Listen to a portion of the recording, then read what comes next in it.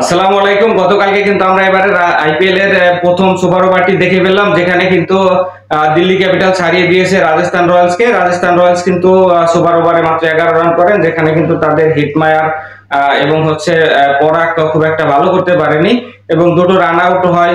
Mitchell স্টার্কও কিন্তু দুর্দান্ত deadly yorker দিয়ে, এই জন্য কিন্তু তার 11 রানে বেশি করতে পারেনি। জবাব দিতে আমি কিন্তু 4 বলে ম্যাচটা উইন করে নেয় এখানে স্টাফস এবং কেএল রাহুল। স্টাফস কিন্তু 4 নাম্বার বলে একটা 6 মেরে দলকে পয়েন্ট টেবিলে শীর্ষে নিয়ে গেলেন। এই ম্যাচ শেষে কিন্তু 6 ম্যাচ থেকে 5টা উইন করে 10 পয়েন্ট নিয়ে কিন্তু দিল্লি ক্যাপিটাল যোগ্য দল হিসেবে কিন্তু টেবিল টপার হিসেবে আছেন।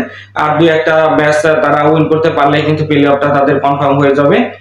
এই ম্যাচে কিন্তু আমরা দেখেছি অনেক নাটকীয় মোড় ছিল। প্রথমে ব্যাট করতে নেমে কিন্তু 188 রান করতে পারে এখানে দিল্লি ক্যাপিটাল, যেখানে কিন্তু ধারাবাহিকভাবে ব্যর্থতার প্রমাণ দিয়ে যাচ্ছেন ফ্রেজার ম্যাকগার কিন্তু মাত্র 9 রানে ফিরে যান।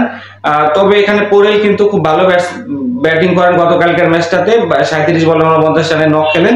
যদিও করুণ নায়ার কিন্তু গতকালকে 0 রানে ফিরে যান।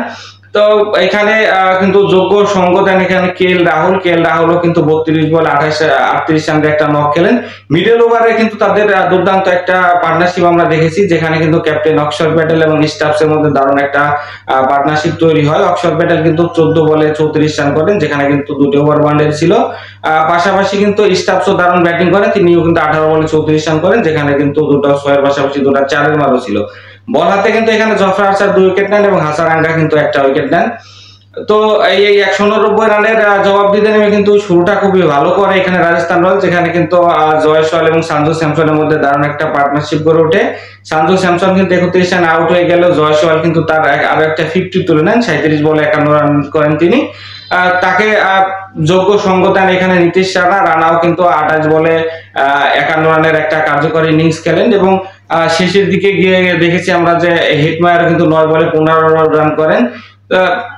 মূলত স্টার্কের দারুণ কামব্যাক বোলিং এ কিন্তু এই ম্যাচটা থেকে ছিটকে যায় এখানে হচ্ছে রাজস্থান রয়্যালস। তারা কিন্তু 188 রানের থেমে যায়, ফলে সুপার ওভারে গিয়ে কিন্তু তাদের ভাগ্য একদমই সহায় ছিল না। মিচেল স্টার্কের কল্যাণে কিন্তু আরো একটা ম্যাচ উইন করলো এখানে দিল্লি ক্যাপিটালস। মিচেল স্টার্ক কিন্তু এই দুর্দান্ত বোলিং এর কারণে গতকালকে প্লেয়ার অফ দ্য ম্যাচও নির্বাচিত হন। আইপিএল এ কিন্তু আজকে আরো একটি গুরুত্বপূর্ণ ম্যাচ রয়েছে, যেখানে কিন্তু মুম্বাই ইন্ডিয়ান্স এর মুখোমুখি হয়ে যাচ্ছে সানরাইজার হায়দ্রাবাদের পয়েন্ট কিন্তু 2, মুম্বাই ইন্ডিয়ান্স এর পয়েন্ট 2। পয়েন্ট টেবিলের একদম নিচের দিক থেকে দ্বিতীয় স্থানে রয়েছে সানরাইজার হায়দ্রাবাদ এবং চতুর্থ স্থানে রয়েছে মুম্বাই ইন্ডিয়ান্স। তো আজকে কিন্তু দুই দলের ডু অর ডাই ম্যাচ। আজকের ম্যাচটা যে দল উইন করবে তারা কিন্তু এই টুর্নামেন্টের এসে টিকে থাকবে এবং যে দল হেরে যাবে তাদের কিন্তু এই টুর্নামেন্ট থেকে অনেকটা বিদায় কনফার্ম হয়ে যাবে বলে আমার কাছে মনে হয়। তো দেখা যাক কোন দল আজকে উইন করে। আইপিএল সহ ক্রিকেট বিশ্বের সকল খবরাখবর পেতে লোকাল এক্সপার্ট চ্যানেলটাকে এখনো যারা সাবস্ক্রাইব করেননি তারা সাবস্ক্রাইব করে আমার পাশেই থাকবেন এবং যারা ইতিমধ্যে সাবস্ক্রাইব করেছেন তাদেরকে অসংখ্য ধন্যবাদ। দেখা হচ্ছে নেক্সট ভিডিওতে। ততক্ষণ সকলে ভালো থাকবেন। আল্লাহ হাফেজ।